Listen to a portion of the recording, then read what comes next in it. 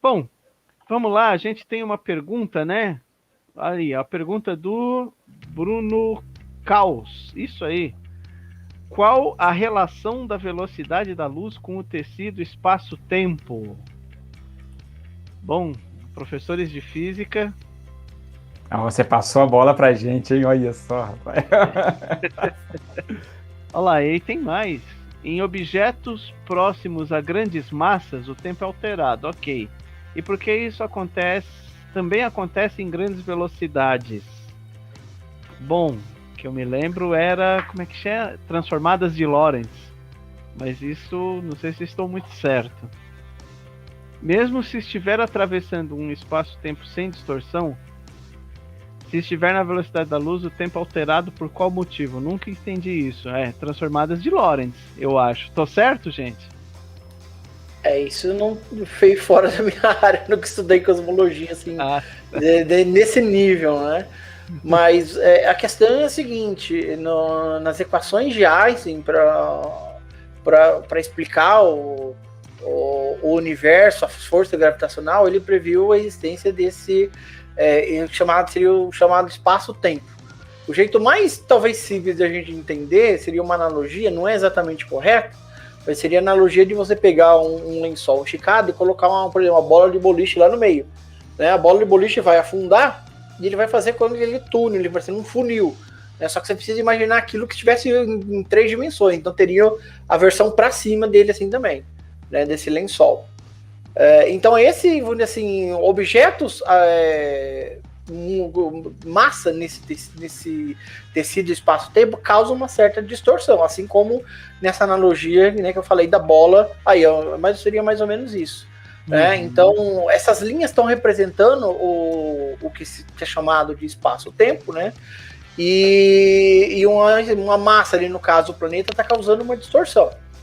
Então, por exemplo, os planetas ele orbitam o Sol porque eles estão na distorção causada no espaço causada pelo Sol. Eles têm nessa órbita estável, né? Então, se você visse o sistema solar inteiro nesse esquema do espaço-tempo, nós veríamos todos os planetas nessa distorção. Então, as equações de Einstein do campo gravitacional diz que objetos muito massivos causam essa distorção. Essa distorção acaba causando o quê? Mudança em um objeto que esteja passando perto na massa, no tamanho, né, e no tempo.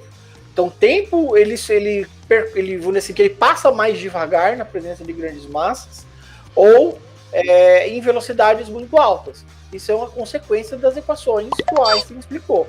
Tentar explicar o porquê que exatamente isso acontece, eu acho que talvez nenhum cosmólogo vai conseguir explicar direito. Tá? A gente só sabe que é assim, né? Só sabe que assim, é medido, é detectado. Por exemplo, já é detectado através de relógios atômicos que na estação espacial, os astronautas, por estar numa velocidade muito maior do que a nossa, o tempo passa mais devagar para eles. Só que essa diferença é de bilionésimos de segundo, muito pequena. Mas um relógio atômico consegue medir. Tá? Só que ainda assim, como a velocidade deles é muito pequena em relação à velocidade da luz, esse efeito não acontece. Tá? Então, toda essa questão das equações de Einstein. No fim do século XIX, os físicos tinham duas informações, uma teórica e uma experimental, que eram no mínimo curiosas. A teoria do eletromagnetismo parecia indicar uma única velocidade para a luz, que a gente representa com a letra C. As equações insinuavam que a velocidade da luz era constante, o que significaria que sua medida não dependeria do movimento do observador. O experimento dos físicos Michelson e Morley, usando o interferômetro, deu resultados totalmente inesperados, que só poderiam ser explicados se admitirmos que a velocidade da luz é uma constante universal. Admitir constante a velocidade da luz implica em mudarmos os conceitos de espaço e tempo absolutos. Para entender isso, imagine duas espaçonaves a velocidades altíssimas, cerca de 80% da velocidade da luz, deslocando-se simultaneamente. Imagine também um astronauta, nosso observador, em repouso na superfície da Lua. O observador vê as duas naves se movendo juntas, com a mesma velocidade. Para medir a velocidade da luz, nosso observador em repouso pede que os tripulantes da nave de baixo disparem uma luz laser em direção à nave de cima. O laser é refletido de volta para a nave de baixo. Como o conjunto está em movimento, o que o observador em repouso vê é o laser subindo e depois descendo e, ao mesmo tempo, se deslocando para a direita. O observador mede a distância percorrida, ΔS, e o tempo que passou, ΔT. Suponha que a distância percorrida pelo laser que o observador em repouso mediu foi de 3 milhões de quilômetros. O tempo decorrido foi de 10 segundos. Com estes dados, podemos calcular a velocidade da luz observada, 3 milhões dividido por 10, que dá 300 mil quilômetros por segundo, que é a velocidade da luz, tanto prevista na teoria do eletromagnetismo, como medida na prática com o interferômetro. Agora, imagine o mesmo evento visto dos tripulantes da nave. Para eles, os veículos estão em repouso entre si, já que desenvolvem a mesma velocidade visto pelo astronauta parado na Lua. Neste caso, o deslocamento da luz disparada de uma nave para outra percorreu uma distância menor, pois o laser apenas subiu e desceu sem se deslocar horizontalmente. Suponha que a distância percorrida então para estes observadores na espaçonave foi de apenas 1.800.000 quilômetros. Se nós usarmos o tempo que o observador em repouso na Lua mediu, de 10 segundos, obteremos para a velocidade da luz 1.800.000 dividido por 10, que dá 180 mil quilômetros por segundo. Mas esse valor não é o previsto pela teoria do eletromagnetismo, nem medido no interferômetro. Só existe uma forma da tripulação da nave, que está em movimento em relação ao observador, medir a velocidade correta da luz, com o tempo passando mais devagar. O tempo passado para a tripulação dentro da nave deve ser, então, de apenas 6 segundos.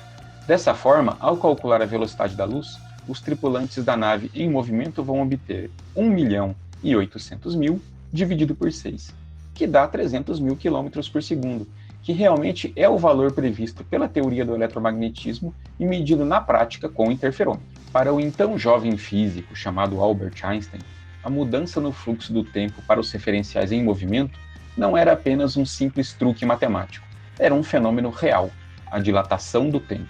Trata-se do tempo se adequando para manter a velocidade da luz sempre constante em qualquer referencial, esteja em repouso ou em movimento. O tempo, então, deixa de ser tratado como algo absoluto e passa a depender do movimento do observador. Esta, dentre outras, é a conclusão de Einstein em sua Teoria da Relatividade Restrita, publicada em 1905. Mostra que, para esses efeitos, velocidade alta, ou, quando digo alta, uma velocidade significativamente próxima à velocidade da luz, ou na presença de uma grande massa, o fenômeno que acontece é o mesmo. A massa tende ao infinito conforme mais perto da velocidade da luz, ou mais perto de um objeto muito massivo. O tamanho ele se comprime, né, e o tempo passa mais devagar. Mas é como eu falei, tentar explicar exatamente o porquê esses efeitos acontecem, talvez nenhum cosmólogo vai conseguir explicar direito. É uma coisa muito difícil de entender. Então, assim, é aquela coisa que a gente tem que pedir para você aceitar, porque é detectável, né? Não é uma coisa que não existe, nunca foi detectável. Inclusive, o Brasil tem uma importância muito grande nessas medidas, que é o trabalho do professor já falecido César Lattes. O César Lattes, ele estava fazendo uma medição de uma partícula chamada meson Mi. Aí, para fazer essa medida, ele ia lá para a Bolívia porque era alto. Aí ele mediu na França, ele mediu na Bolívia. Aí ele encontrou uma certa densidade de mesons ali. Aí então ele pensou, bom, então se eu medir lá no Rio de Janeiro, ou Santos, que são a nível do mar, eu vou encontrar uma densidade menor, porque esses mesons, eles se desintegram muito rápido. O tempo de vida dele é muito curto. É muito curtinho. Aí quando ele foi medir, peraí, a mesma densidade, né, a mesma quantidade de mesons eu estou encontrando, aí ele, peraí, vamos medir de novo, e de novo, e de novo, e dava o mesmo. Por quê? Porque como o meson, ele se desloca numa velocidade muito alta, não é a velocidade da luz, mas é alguma coisa do tipo, 98% da velocidade da luz, o tempo pro meson, tá? Se o meson tivesse ali um reloginho ali com ele ia ver assim, minha vida vai expirar, vai acabar, vamos supor que fosse, 5 segundos. Aí em 5 segundos o meson morreu. Só que no nosso tempo aqui humano, isso daria assim, sei lá, 5 minutos, sei lá, ao contrário. mais tempo. Ao invés de ser 5 segundos ali do Meson, para nós ia ser 5 minutos.